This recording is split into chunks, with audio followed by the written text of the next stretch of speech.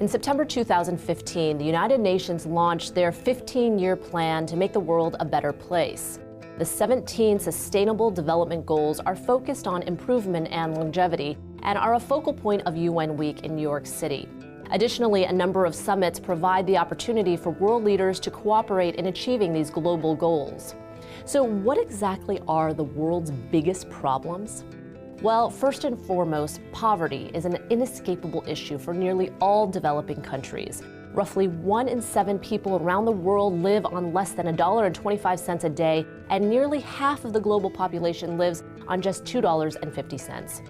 While about a third of the world's poor are located in India, only 10 countries house 80% of the poorest people on Earth. Closely tied to poverty is the issue of hunger. Inadequate nutrition contributes to nearly half of all child deaths worldwide. And in regions like sub-Saharan Africa, 1 in 4 people are malnourished.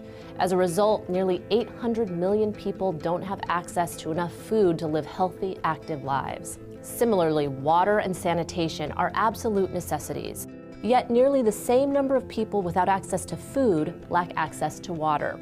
And a third of the world's population risks disease by not having adequate sanitation.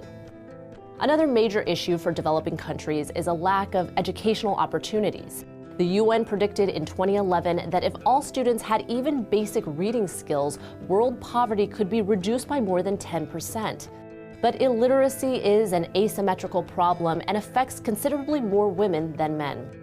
Of roughly 780 million illiterate adults worldwide, 2/3 are female. As a result, women have considerably fewer opportunities, and it hurts a country's ability to progress economically without a fully educated workforce. This inequality is rampant and not exclusively relegated to gender. Economic inequality is also drawn along racial and social divides. Countries like Namibia see only a few thousand white landowners owning almost half of the country's agricultural land for a population of more than 2 million. In fact, land distribution has become an increasingly relevant issue.